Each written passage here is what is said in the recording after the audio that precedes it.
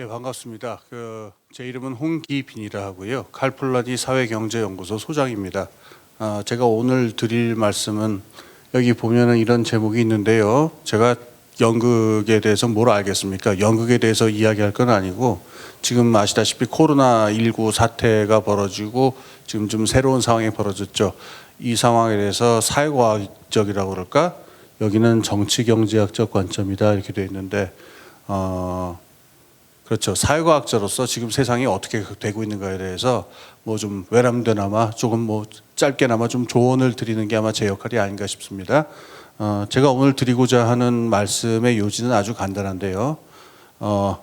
예측이 안 되는 상황입니다. 그래서 예측하려고 하지 마시고 창조하셔야 되는 상황이 왔다는 게 오늘 얘기의 요지입니다. 그래서 이 얘기를 전달하기 위해서 얘기를 크게 세 부분 혹은 2.5부분으로 나눠서 이야기를 할게요. 먼저 첫 번째는 지금 코로나 사태로 해서 벌어진 사회 변동이 구조적 변동이다라고 하는 것, 즉 그러니까는 어떤 몇 가지가 변하는 세상이 아니라 이 세상 전체의 구조 자체가 바뀌고 있는 세상이다라고 하는 것을 처음에 좀 설명을 드리겠습니다. 그다음에 두 번째로 이런 상황에서는 예측이라는 게 이제 될 수가 없는 상황인 건데 이 상황에서는 예측이 안 되는 대신에 무슨 일이 벌어지냐면은 예측 비즈니스라는 게 시작이 돼요. 그래서 예측 비즈니스의 성격에 대해서 말씀드린 게 두 번째 부분입니다.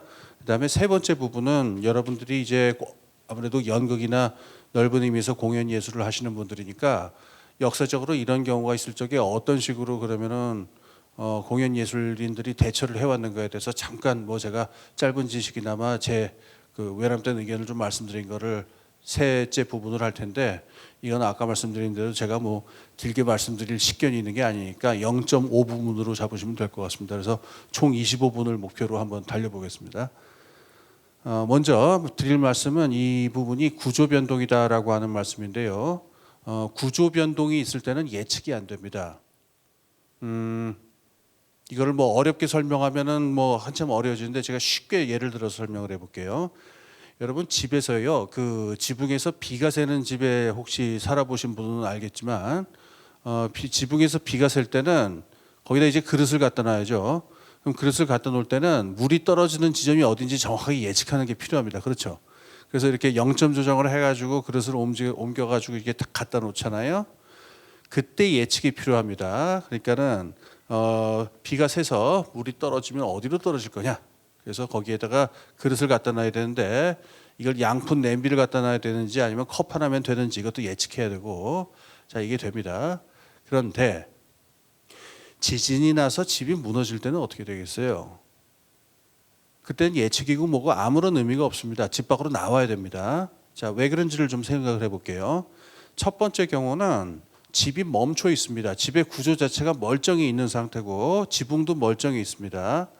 그리고 물이 새서 똑똑 떨어지긴 하는데 그거는 구조가 멀쩡히 있는 상태에서 부수적으로 벌어진 구조의 한 부분에서 벌어지는 일이기 때문에 그 시스템 구조 설계의 논리에 따르자면은 다른 조건이 동일하다면이라는 전제가 있어요. 그런 전제를 할 수가 있습니다. 즉 사회도 그대로 굴러가고 의회도 그대로 굴러가고 은행도 그대로 굴러가고 학교도 그대로 굴러가고 다 이렇게 그대로 굴러가는 상황에서 어느 한 부분이 뭔가 좀 변동이 생겼다 그러면 그게 어떤 변화를 가져올지를 예측하는 게 의미가 있는데요. 말씀드린 두 번째 경우는 지진이 난 경우입니다. 지진이 나면 기둥이 흔들리고 기둥이 흔들리면 석가래가 흔들리고 그 위에 있는 지붕, 벽돌 뭐 어떤 건 그대로 남아 있겠죠. 근데 어디가 그대로 남아 있을지 어떤 게 무너질지도 알 수가 거기서 그걸 예측하는 거는 무의미합니다. 그래서 그 집이 흔들리고 있는 상황에서 틀림없이 요 석가래는 괜찮을 거야라고 그걸 빨리 예측해서 그 석가래 있는 대로 이동하자라고 행동하는 게 말이 되나요? 말도 안 되죠. 그 빨리 나와야 됩니다. 지금 이 예부터 제가 들은 이유가 지난 40년 동안 지구적 자본주의라는 문명이 어떤 구조로 되어 있는지를 갖다가 좀 크게 좀 말씀을 드려야 될 것 같아서 그래요. 지금 역사적으로 항상 사람들이 자기들이 살고 있는 시대는 독특하다라고 생각을 했었다고 그러죠. 근데 또 다른 한편으로는 항상 또 뭐 해 아래 새로운 것이 없으니 뭐 이런 두 가지가 항상 공존하는데 저는 첫 번째 얘기를 좀 할게요. 1990년대 정도에 시작돼 가지고 지금 한 30년대 정도 지속된 지금 지구적 자본주의 문명이 있는데요. 이거는 역사적으로 한 번도 유례가 없었던 한 6개 정도의 구조를 가지고 있어요. 그리고 이 6개의 구조가 핵심적인 기둥이자 석가래입니다. 자, 어떻게 생겨 있는지 제가 이거 뭐 이렇게 그림을 하나 그릴까 생각도 했었는데 뭐 멋있게 요새 하도 뭐 PPT가 멋있어 갖고 보고 있으면 무슨 영화 보는 것 같죠. 근데 그 알량하게 그림 하나 그려가지고 PPT 한다는 것도 우습고 그래갖고 그냥 왔습니다. 자, 머릿속에 그냥 그림을 한번 그려보세요. 기둥이 2개가 있다고 생각을 하시고 그 기둥 위에 벽돌이 4층으로 쌓여져 있다고 생각해 보세요. 그래서 총 6개의 그 요소로 구성되어 있는 어떤 구조물을 생각해 봅시다. 우선 그 2개의 기둥은 뭐에 해당하냐면은 하나는 지정학적 구조고 하나는 인간과 자연의 관계입니다.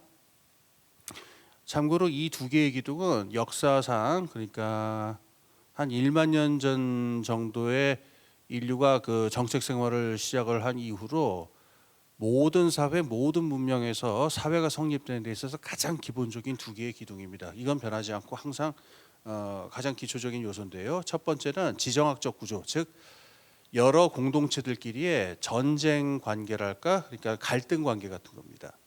두 번째는 사람이 자연하고 관계를 맺는 서식지를 어떻게 만드느냐, 요새 말로 하자면은 생태적 관계를 어떻게 만드냐 하는 건데요. 지난 40년간 그 인류 역사상 한 번도 없었던 일이 벌어졌습니다. 이 두 부분 모두에서. 첫 번째로는 지구 위에 그러니까는 5대양 6대주에 걸쳐서 단 하나의 강대국이 존재하는 일이 처음으로 벌어졌어요. 미국이죠. 미국을 중심으로 한 단극 체제. 미국을 중심에 놓고 그다음에 뭐 가버넌스다 뭐다 그래갖고 뭐 말들은 많습니다만 어쨌든 초강대국을 하나 두고 전 지구가 하나의 제국 시스템으로 지정학적 구조가 만들어지는 일이 처음으로 벌어졌습니다. 1990년대 이후로요. 자, 두 번째로 이 생태 인간의 서식지 문제인데요. 서식지에는 넓이가 있고 깊이가 있어요. 그러니까는 지리적인 넓이가 어느 만큼 되느냐도 있지만은 그 서식지 안에 있는 여러 가지 천연 자원들을 갖다가 어느 만큼이나 깊게 사용하느냐라고 하는 깊이 문제도 있는데 넓이와 깊이를 곱해 봤을 적에 인류의 서식지가 지구 전체에 지금처럼 팽창을 한 적은 없었습니다. 그게 지난 30년간 벌어진 일인데 산업혁명은 시작된 지 200년이 넘었습니다만은 산업혁명이 지속되면서 인간이 자연을 활용하는 깊이는 점점 깊어지죠. 이거를 극적으로 확장시킨 사건이 있었는데 WTO 시스템이라는 겁니다. 이게 1990년대에 이제 시작된 그 새로운 세계 무역 체제인데요. 이 체제에서는요. 유형적 요소이든 무형적 요소이든 돈벌이가 되는 것은 모조리 갖다 쓸 수 있다라고 하는 거를 기본 정신으로 삼고 있어요. 그래서 인간이 그 지구라고 하는 생태계 이 생명 권역에서 서식지를 늘리는 속도와 깊이가 그 상상을 초월하는 일로 벌어졌습니다. 이게 지금 바이러스 사태랑 지금 그 직결되어 있는데 만약에 이게 아니었다고 한다면은 1968년에 홍콩 독감이라는 게 있었죠. 홍콩에서도 그 굉장히 그 뭐 무서운 독감이 퍼진 적이 있었는데요. 만약에 지금 지난 30년간의 이 생태 영역의 확장이나 지구화가 없었다 그러면은 그 우한에서 좀 돌다가 끝냈을 가능성이 높습니다. 옛날 68년 홍콩 독감처럼 됐을 수도 있을 거예요. 근데 어쨌든 지난 30년간 자연 영역을 이렇게 활용을 해왔습니다. 그러니까 전대미문의 팽창을 해온 겁니다. 자, 이 2개의 기둥을 놓고 지금 전 세계의 지구적 자본주의 문명을 만드는 4개의 구조 이 지붕을 덮은 그 4개의 층위가 있어요. 첫 번째는 지구화라는 건데요. 뭐 이거 길게 설명하면 한이 없으니까 아주 간단하고 단순하게 정의를 하자면은 인간의 산업 활동이 전 지구적인 규모로 확장이 된 거는 지난 30년간 처음 벌어진 일입니다.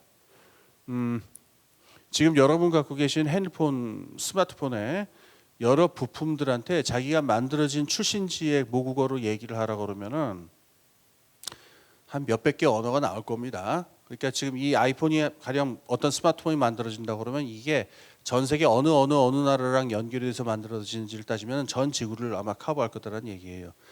지금은 가라앉았습니다. 뭐 지금 가라앉은 지 꽤 됐습니다만은 한 3월 말인가 그때쯤에 미국 주요 도시 몇 군데에서 이 화장실 휴지 사지기 때문에 사람들이 그 아침에 화장실을 가기를 두려워하는 사태가 벌어진 적이 있었다고 그러죠. 그때 그래가지고 다음에 화장실이 휴지가 언제 들어오느냐 슈퍼마켓에 그랬더니 미국에 큰 공급업체가 2개가 있는데 2군데서 다 알 수 없다라고 대답했다고 그래요. 왜냐하면은 기본적인 재료들이 중국에서 와야 되는데 중국하고의 이 재료 무역이 언제 재개가 가능할지 그때로서는 예측할 수가 없다 그래가지고 그게 3월 말에 제가 그 기사를 읽은 적이 있어요. 물론 뭐 나중에 상황은 풀렸겠지만은 인간의 산업 활동이 이렇게 전 지구적으로 연결된 적은 한 번도 없었습니다. 1990년대 이전에는. 자, 이게 첫 번째 층이고 그 위에 뭐가 덮고 있냐면 도시화라는 게 덮고 있습니다. 지금 전 세계 인구의 절반 이상이 한 60% 가까이가 도시 생활을 하고 있는데 이건 인류 역사에서 처음으로 벌어진 일이에요. 그리고 단순히 도시 인구가 늘어났을 뿐만 아니라 몇 개의 거대 도시들이 있죠. 전 세계에. 그 거대 도시들끼리 강력한 네트워크를 구축해 가지고 이 도시들끼리의 네트워크라고 하는 게 전 세계의 그 어떤 문화적인 문명을 거의 이끌다시피 하고 있습니다.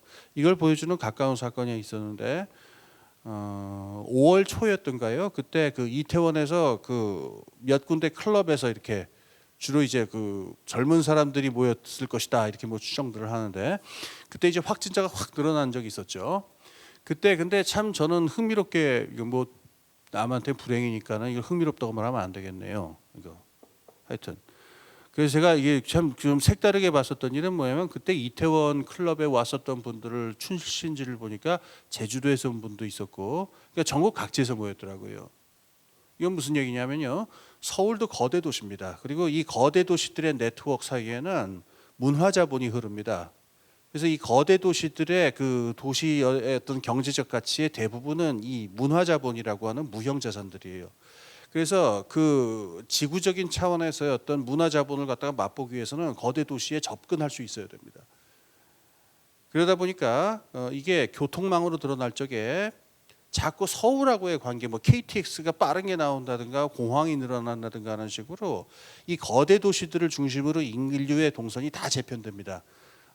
뭐 얘기하면 한이 없습니다만 이 도시화라고 하는 게 지난 30년간 벌어진 도시화라고 하는 거는 질적으로 완전히 다른 차원의 도시화였어요.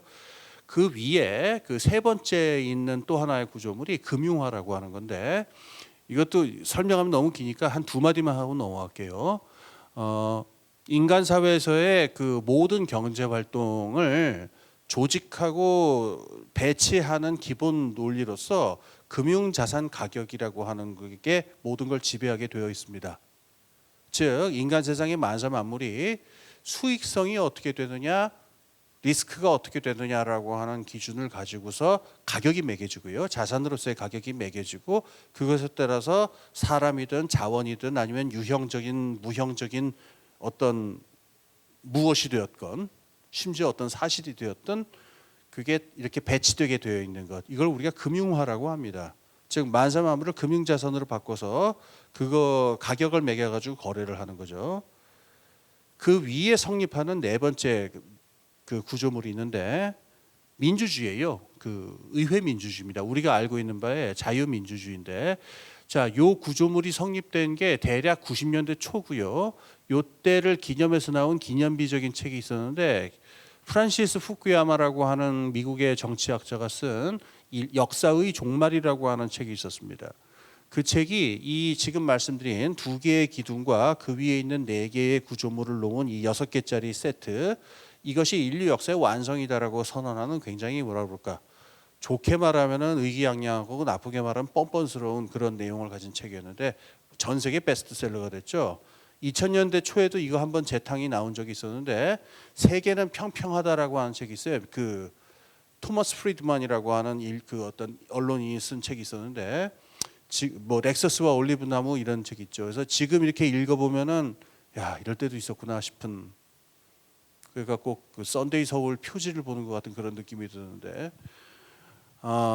이 구조가 지금 코로나 사태, 코로나 바이러스라고 하는, 이건 미물이면 미물인데, 이 눈에 보이지도 않는 이 생물인지 물질인지 말하기도 고약한 놈이 이 지금 6개의 구조물을 다 흔들어 놓고 있는 거예요.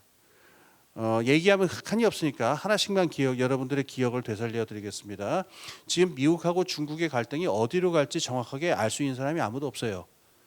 좀 이따 바이든 얘기를 하겠습니다만, 미국에서 설령 이번에 대통령이 바뀐다 하더라도 지금 중국과 미국의 갈등이라고 하는 게 일시적으로 끝날 것인지를 확신할 수 있는 사람은 아무도 없어요.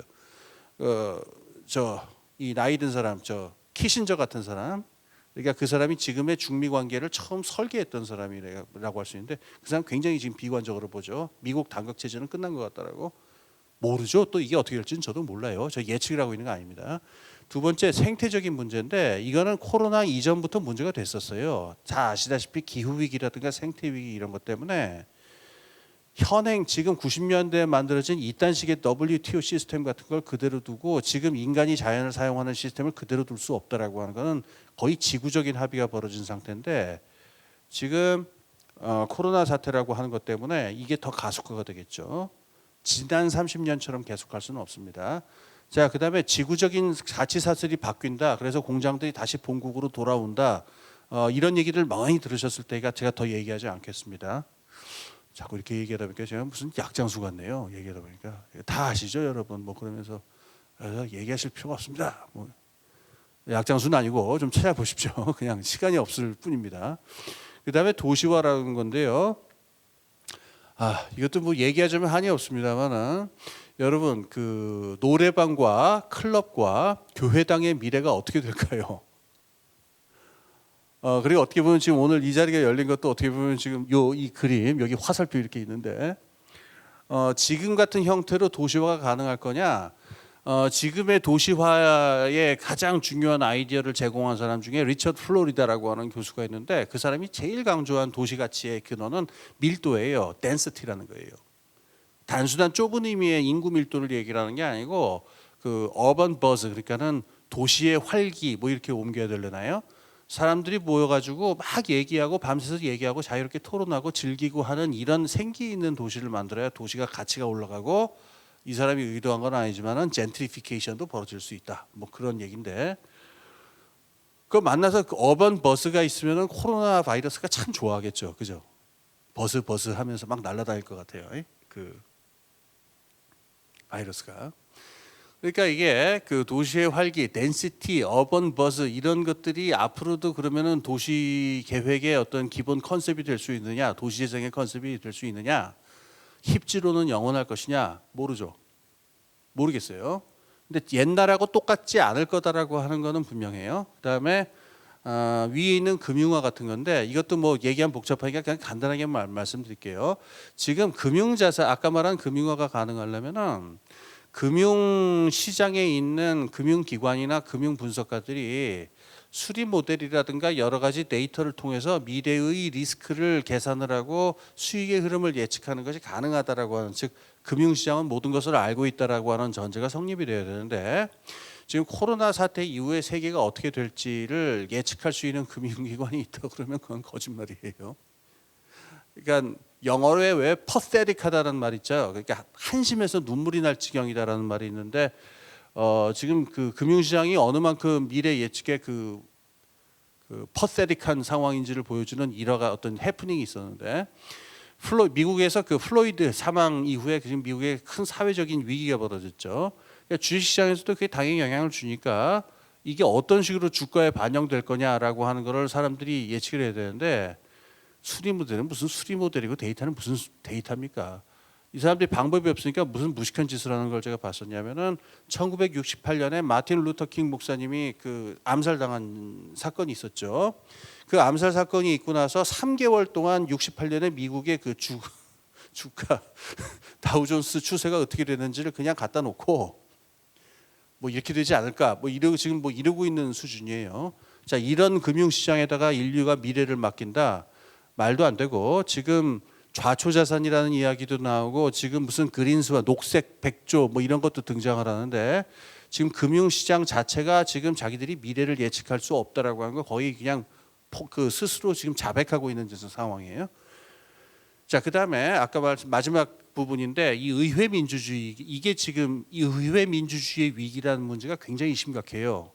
그러니까 현재 존재하는 국가가 점잖은 용어 아닙니다. 그리고 정치학자들이 뭐라 그러면 저는 할 말은 없는데 찐따란 말 아시죠? 그러니까 이걸 어떻게 뭐 사전에 나올 리도 없고 이 말이 그냥 제가 이해하는 찐따라는 말의 정의는 이런 건데 너무 무능하고 한심해서 상대하기도 싫은 그 존재, 꼴도 보기 싫은 존재, 뭐 이런 걸로 왜 우리가 찐따라는 말을 쓰잖아요. 지난 30년 동안 국가가 사실은 찐따가 돼 있는 상태인데 모든 것이 금융 시스템의 룰로 굴러가거나 지구적으로 합의된 어떤 룰 같은 걸로 굴러가니까 국가가 실제로 나서갖고 막 이렇게 저렇게 하려고 그러면은 막 뭐라고 그러고 막 이게 손에 묶이고 그래가지고 국가를 이끄는 정치인들, 그 선출직 정치인들이 거의 뭐가 되면 연예인 비슷해졌어요. 그래갖고 제가 뭐 누구를 딱 지목해서 얘기를 하면은 제가 두드려 맞을 위험이 있으니까 그러진 않겠는데 지난 30년 동안 주요 국가에서 우리 신문에 많이 나왔던 이름난 정치인들 가만히 보면은 이상하게 다 연예인 삘이 나죠, 다. 그래서 뭔가 이 사람들이 나오는 뉴스를 보고 있으면 내가 지금 드라마를 보고 있는 건지 웨스트윙을 보고 있는 건지 저는 마틴 씨는 좋아합니다만은 하여튼 뭐 드라마를 보고 있는 건지 지금 현실을 보고 리얼리티 TV를 보고 있는지 막 헷갈리죠. 그래서 저 사람들이 실제 위기에 닥쳤을 때 그럼 과연 옛날에 넬슨 제독처럼 윈스턴 처칠처럼 강고하게 대응할 수 있는 존재들일까? 이번에 드러났죠. 그런 존재들이 아니라는 거. 그래서 의회 민주주의, 특히 뭐 미국이든 유럽이든 의회 민주주의라고 하는, 지금 현존하는 의회 민주주의라고 하는 건 이건 코미디가 아니냐라고 하는 그 어떤 불만이 아래로부터 올라오는데 뭐 사람을 찍어서 얘기하지는 않겠다는데 한 가지 예만 들면 그래요. 그러니까는 요번에 미국이 아마 제일 그 심각한 나라 중에 하나였을 텐데 그 찐따 국가가 된, 그래서 그 뭐 대통령이 바뀔 가능성도 높다라고 또 예측은 하죠. 그 예측이 맞을지도 모르지만은 근데 바뀐다 합시다. 그러면 지금 나와 있는 저쪽 후보가 조 바이든이라는 사람인데 이 조 바이든의 선거 전략이 뭐냐면은 뭐 공식적으로 설명한 건 아닙니다만 둘리들입니다. 그냥 아무것도 안 한다. 그죠? 지금 같은 상황에서 솔직히 그 조 바이든이 제가 코로나 사태를 풀고 플로이드 사태를 풀겠습니다라고 얘기해봐야 사람들 배를 잡고 웃을 거예요 아마. 그 세러데이 나이트 라이브에 아마 나올 거예요 그거 자체가. 그러니까 이런 상황에서는 그냥 어차피 사람들한테 웃음거리가 되는 건 마찬가지니까 그냥 가만히 숨죽이고 엎드려 있는 게 최고의 선거 전략이다. 이런 생각을 하는 게 아니냐라는 조롱이 나올 정도예요. 지금 몇 분간 지금 시간이 상당히 지금 많이 지났는데. 이렇게 설명하다 보니까 이렇게 톡톡 얘기만 하다가 가더라도 이게 시간이 다 가네요. 자, 그래서 제가 지금 이게 우리가 알고 있는 바에 지난 30년 동안에 지구적 자본주의를 바치고 있는 가장 중요한 두 개의 기둥, 그다음에 네 개의 구조물인데 인류 역사상에 한 번도 없었던 것들이에요. 이렇게 우리가 구성되어 있는 그런 문명이었는데 지금 코로나 바이러스 때문에 이 6개의 요소들에 모두 근본적인 변화가 생기는 겁니다. 그러니까 지금 상황은 지붕에서 비가 떨어지게 새고 있는 상황이 아니고요. 지진이 나가지고 구조물 전체가 흔들리는 겁니다. 자, 이제부터 이게 중요한데, 그래서 이제 다 무너지니까는 뭐 이제 혹세무민이 아니라 뭐 저거냐, 그러니까 뭐 그 헌금을 내라 이거냐, 지금 뭐 혹세무민 하겠다는 거 아니냐, 그런 게 아니고요. 사회과학적으로 얘기하자면은 지금은 예측할 수 없는 상황이에요. 그래서 우리가 지금 마인드를 바꿔야 되는데 미래의 추세가 어떤지를 예측을 해서 거기에 적응하겠다라고 하는 거는 아까 말한 대로 지붕에서 비가 셀 적에 어디에 양푼 그릇을 놔야 되느냐 같은 마인드인데 지진이 날 때는 마인드가 달라져야 돼요. 예측하려고 그러지 말고 일단 몸을 피신을 해야 되고 움직여야 됩니다. 내가 스스로 뭔가 행동을 하고 뭔가 만들어서 이 상황을 만들어 나가겠다라고 엉덩이를 움직일 자세를 우선 갖춰야 되고, 두 번째로는 아무리 지진이 나도 그래도 꼭 포기 못하고 꼭 챙겨야 되는 것들이 있어요. 뭐 그렇게 돼서 또 바리바리 싸들기면 이제 깔려 죽는 거고, 제일 중요한 거 우리 애기만큼은 들고 튀어야 됩니다. 그렇죠? 예? 저는 모르겠어요. 뭐 사람마다 다를 수 있겠지만 대부분 사람들 그럴 것 같아요. 그러니까 나한테 지금 가장 중요한 게 뭐냐라고 하는 거 딱 하나 챙기라고 하면 그거 하나 말할 수 있어야 돼요. 조금 있어 보이는 용어로 바꾸면은 지금 같은 구조 변동기에서 사회과학이 줄 수 있는 조언은 첫 번째로는 행동할 준비를 해라. 실천적 자세를 가지라는 거고, 두 번째로는 가치입니다. 지금 놓쳐서는 안 될 그 마지막 순간이 왔을 때도 절대로 놓아서는 안 될 나에게 궁극적인 가치가 뭐냐, 이 두 가지에 대해서 답할 수 있어야 돼요. 어떤 사회 운동이든 정당이든 개인이든 기업이든 이 두 가지 질문에 대해서 답을 할 수 있어야 됩니다. 이 강연을 들으시는 여러분들도 마찬가지가 되는데요. 이를테면 한 예를 들자면 그래요. 지금 같은 상황에서 문명의 어떤 놓을 수 없는 최후의 가치를 뭐라고 얘기할 것이냐라고 하면은 이렇게 얘기할 수 있어요. 아무도 그 다른 사람을 포기하지 않는다 같은 말을 최후의 궁극의 가치로 놓겠다 이렇게 얘기할 수가 있어요. 인류가 그 네안데르탈인들의 뼈를 보면은요, 다리뼈가 부러졌다가 붙은 흔적들이 있어요. 그리고 다리뼈가 부러졌다가 붙은 다음에 상당 기간 동안 그 사람이 살아 생존했다라고 하는 걸 알 수 있는 기력인데, 이게 굉장히 많은 걸 말해줍니다. 뭐냐면은 네안데르탈인들은 공동체 생활을 했다라고 하는 거예요. 다리가 부러진 사람을 그냥 자연 상태에 뒀을 적에 이 사람이 다시 살아날 수는 없습니다. 그러니까 아픈 사람을 돌보면서 인류의 진화가 시작이 된 거라고 말을 해도 어쩌면 맞을 수 있을 텐데, 지금 같은 상황에서 우리가 마지막으로 좀 이따 뭐 생태 위기가 온다든가 기후 위기 같은 더 무시무시한 일들이 벌어질 적에 어떤 가치로 그러면 문명을 조직할 거냐? 그때 그게 경제 성장 같은 얘기가 나올 거냐? 아니면 부동산 상승 얘기가 나올 거냐라고 했을 적에 마지막으로 우리가 놓을 수 없는 가치가 뭐냐고 할 때 명시적으로 얘기할 수 있어야 됩니다. 그다음에 두 번째로는 지금 우리가 어떻게 할 것인지를 갖다가 예측을 하겠다는 자세가 아니고 내가 뭘 해야 되는가라고 하는 자세로 이걸 봐야 된다는 겁니다. 자, 지금 이걸 틈타 가지고 생긴 일이 있는데, 제가 아까 드린 말씀대로 그 지금 예측이 불가능한 상황입니다. 그런데 되게 역설적인데 이것도 또 사회과학적으로 분석할 만한 상황인 건데, 사회과학이든 뭐 정치 경제학이든 봤을 적에 예측이 불가능한 상황에서 가장 참고로 하는 게 뭐냐면 예측 비즈니스예요. 그러니까 예측이 불가능한 상황이다라고 하는 게 컨센서스, 그 사람들의 공감을 얻는 하나의 그 지배적인 분위기가 돼버리잖아요. 그러니까 사람들이 제일 듣고 싶어하는 게 뭐냐면 역설적으로 미래가 어떻게 될 거냐, 코로나 이후의 세상이 어떻게 될 거냐라는 얘기를 제일 듣고 싶어하는 것 같아요. 근데 제가 보기에는 지금 같은 구조 변동기에서는 거기서 과학적인 예측이 안 되는 상황이에요. 제가 그렇다고 해서 그런데 지금 우리가 여러분이 서점을 가시든 아니면 뭐 방송을 키시든, 그리고 어떤 분은 제가 지금 하는 얘기도 그렇게 받아들이시고 기대하실지 모르겠는데, 코로나 이후에 어떻게 될 거다라는 예측의 이야기가 막 사방에 차고 넘칩니다. 제가 들어본 희한했던 얘기 중에는 무슨 컨택이 줄어들면서 언택트 시대가 올 것이다 이런 얘기가 나오던데요. 뭐 그런 부분도 있겠죠. 그런데 여러분 얼굴 안 보고 주문해 먹고 택배 시켜서 물건 구하고 그러면요, 택배 노동자들하고 배달하는 라이더들은 접촉 더 많이 해야 돼요. 그렇지 않겠어요? 그럼 거기도 언택트예요. 그다음에 또 어디서 보니까 이제 하늘 택시가 날아다닐 거다. 사람들이 그 대중교통을 싫어해가지고 막 개인용 하늘 택시가 날아다니기 시작할 거다 이런 얘기했는데, 그게 무슨 상관이 있나요, 도대체 하늘 택시랑 코로나 바이러스랑. 그래서 하여튼 막 이런 얘기들 나와요. 근데 제가 뭐 이런 얘기를 하는 사람들을 제가 뭐 비난하거나 그분들 얘기가 틀렸다거나 이런 얘기가 아닙니다. 이거의 사회과학적인 의미가 뭐냐라고 하는 걸 잠깐 생각할 필요가 있는데, 칼 포퍼라고 하는 철학자가 옛날에 만든 말 중에 재미있는 말이 있어요. 오이디푸스 효과라고 하는 말이 있어요. 영역하시는 분들이니까 오이디푸스 이야기 다 아실 겁니다. 근데 그 소포클레스 버전 말고 원래 그리스 신화 버전에 보면은 그 아버지 얘기부터 나오죠. 아버지가 왜 괜히 오두방정은 떨어가지고 그냥 아들 낳았으면은 조용히 그냥 저 돌상이나 차려줄 일이지, 그 델포이 신전인지 뭔지 괜히 가가지고 그 썰렁한 무슨 예언인지 뭔지 한마디 듣는 바람에 그게 사단이래 가지고 지금 그 일이 다 벌어진 거 아니에요, 그죠?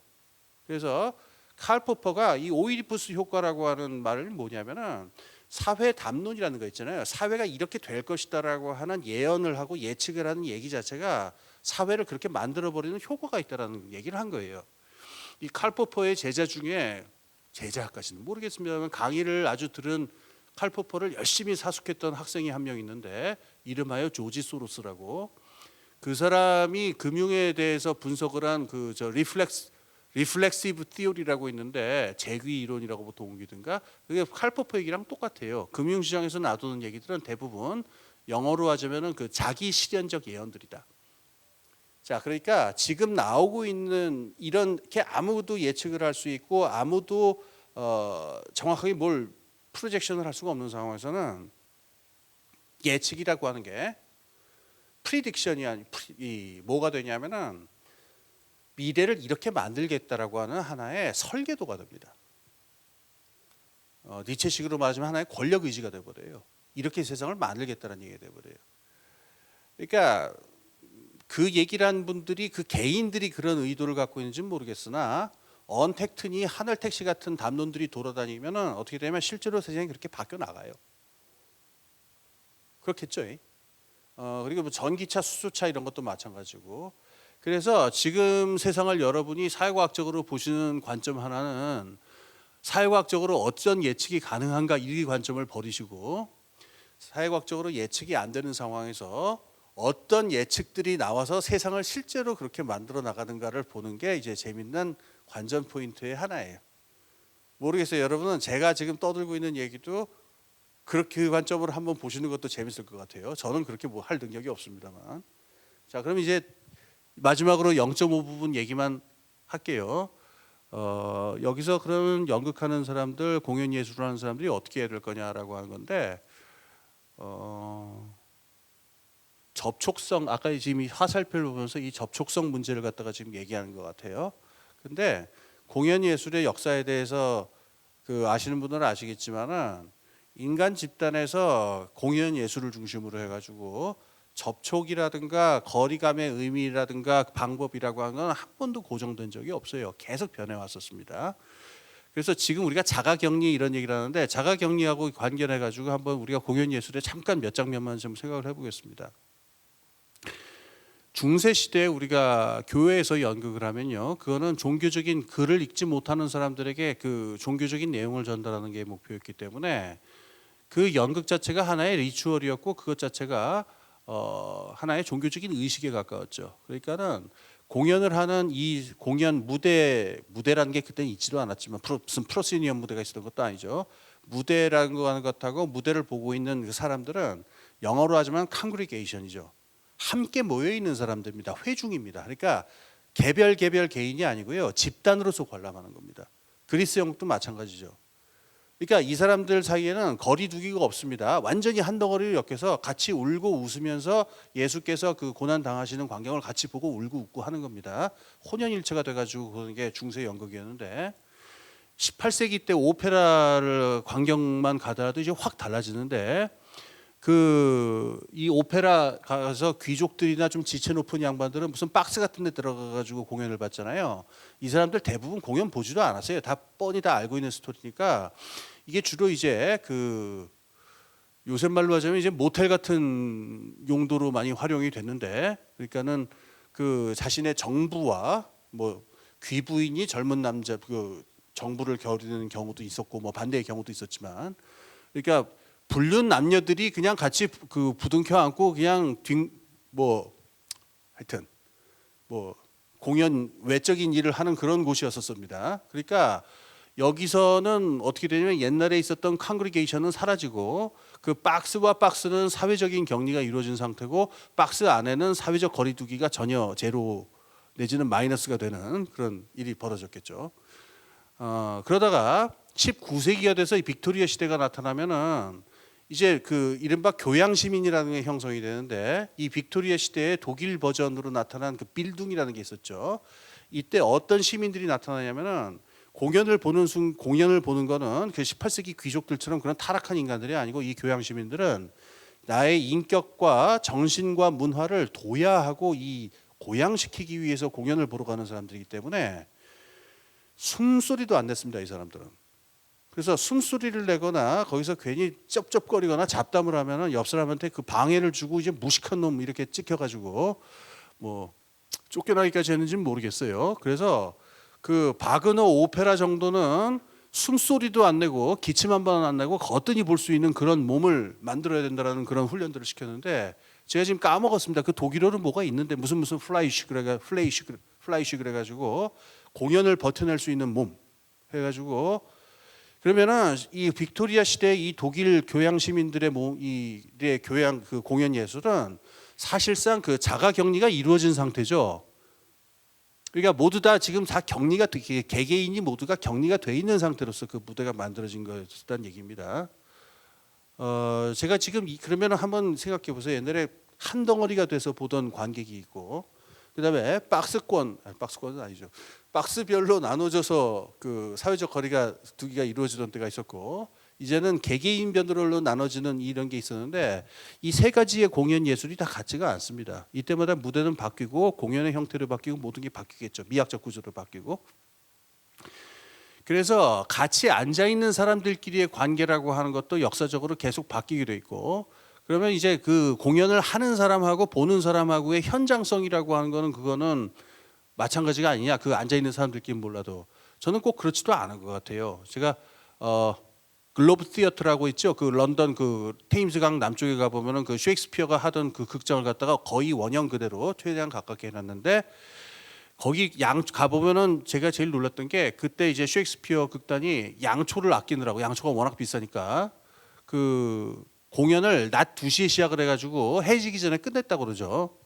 그래서 그 극장의 구조가 양초가 없이 자연광으로 공연이 가능하도록 만들어져 있는 구조인데 지금 공연 예술을 하시는 분들은 저도 지금 눈앞에 막 조명이 있었고 지금 정신이 하나도 없습니다만은 조명 하나 없이 그 맨살 맨얼굴로 그 무대 그 관객들 앞에 나와가지고 그 공연을 하는 그런 현장성을 상상하실 수 있나요? 저가 대학 다닐 때 무슨 마당극 이런 게 있었어요. 그야말로 그냥 맨 땅에 요새 말로 하면 완전 맨 땅에 헤딩인데 그냥 저 이렇게 시멘트 바닥에다가 그냥 가만히도 없어요. 시멘트 바닥에서 그냥 그 저 꽹가리 하나 가지고 그냥 때우는 그런 적이 있었는데 결국은 공연 예술의 역사를 우리가 보자 그러면은 앉아 있는 관객들끼리의 관계도 그렇고 공연이라는 퍼포먼스와 오디언스의 관계도 그렇고 그 관계의 성격이라고 하는 건 역사로 항상 바뀌었다는 겁니다. 제가 왜 이런 얘기를 하느냐면은 아까 말씀드렸듯이 예측이 안 되고 구조가 바뀌는 상황에서는요. 눈에 보이지 않는 싸움이 벌어지는데 미래를 선취하기 위한 싸움이 벌어져요. 그게 아까 제가 드린 말씀이에요. 지금 나오고 있는 미래가 이렇게 될 것이다 저렇게 될 것이다 하는 제가 지금 떠들고 있는 이 이야기들을 포함해서 모두가 사실은 미래를 내 뜻대로 만들겠다라고 하는 권력의 의지라고 받아들이면 돼요. 그럼 이 상황에서는 아까 제가 그랬죠. 그 예측해가지고 거기 적응할 생각하지 말고 어떤 식의 무대를 만들고 관객들 간의 현장성이라는 문제하고 관객들끼리의 관계라든가 이거를 갖다가 어떤 다른 형태로 새로 만들어 볼 것이냐라고 하는 걸로 바꾸고 지금 만들어 나가야 되는 상황이 됐습니다. 그래서 제가 사실 두 가지 얘기를 한 건데 어떻게 보면은 기대하신 것하고는 굉장히 다른 허탈한 얘기일 수도 있는데 하나는 바뀝니다. 굉장히 바뀌는 건 틀림이 없어요. 근데 그래서 이 상황에서는 어떤 것에도 집착하시면 안 됩니다. 아리스토텔레스의 시학에 집착할 일도 아니고 셰익스피어에 집착할 일도 아니고 아서밀러에 집착할 일도 아닙니다. 뭐가 지금 집착할 것인지 무엇인지 했을 적에 지진이 났을 적에 아기를 들고 나가는 부모의 마음처럼 내가 지금 정말로 연극을 하고 공연을 해야 될 적에 내가 정말로 소중히 하는 게 무엇인가를 갖다가 꼭 하나 챙겨야 되는 모든 게 변동할 적에는 꼭 챙겨야 될 게 무엇인지를 대해서 답할 수 있어야 되고 두 번째는 뭐냐면은 어떻게 변할지를 예측할 수 없다는 겁니다.